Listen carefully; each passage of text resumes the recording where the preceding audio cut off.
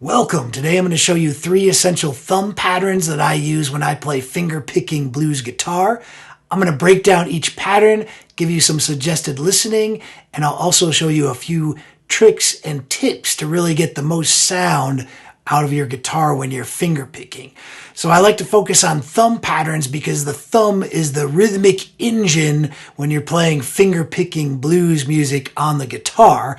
Let's jump right into it. So we're going to start off with thumb pattern number 1, which is alternating bass. And alternating bass has been used by many finger picking guitar players, but a couple of my favorites that I think you should listen to are Mississippi John Hurt and Elizabeth Cotten.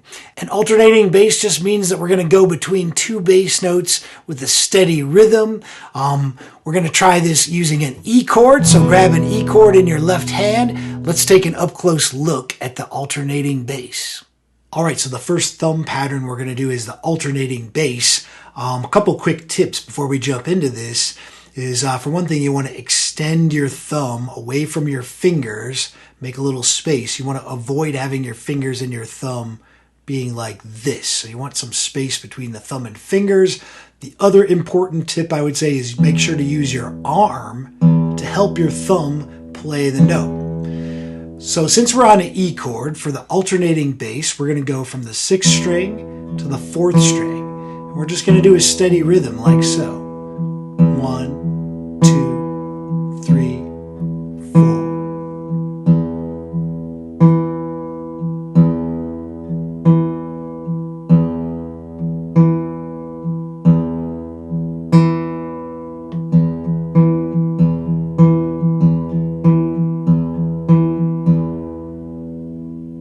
Alright, cool. Now let's take a look at thumb pattern 2. So thumb pattern 2 is a driving bass pattern. Some people call this mono-tonic thumb or dead thumb. I like to call it driving bass because I think it really describes the sound that you're hearing. A couple players you should really check out are Big Bill Broonzy and Mance Lipscomb, both masters of this approach. Let's take an up-close look at it. Alright, the next thumb pattern we're going to take a look at is the driving bass. So driving bass means we're going to take the thumb and we're going to go through several strings. We're going to go through the 6th string, the 5th string, and the 4th string. We're going to brush through all 3 of those and just keep a steady beat. 1, 2, 3, 4. 1, 2, 3, 4. And notice once again how I'm using my whole arm to do this, right?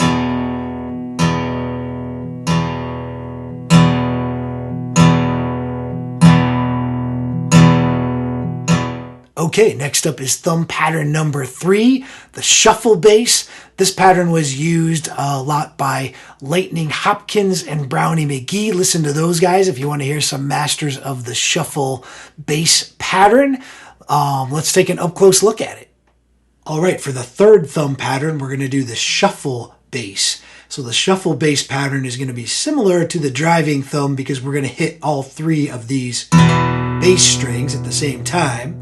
But now we're going to do it in a shuffle rhythm. So we're going to go 1, and 2, and 3, and 4, and 1, and 2, and 3, and 4, 1, 2,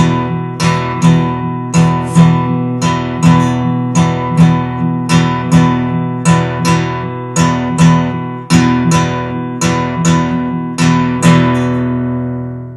Alright, so those are the 3 essential thumb patterns that I use when I do finger picking guitar.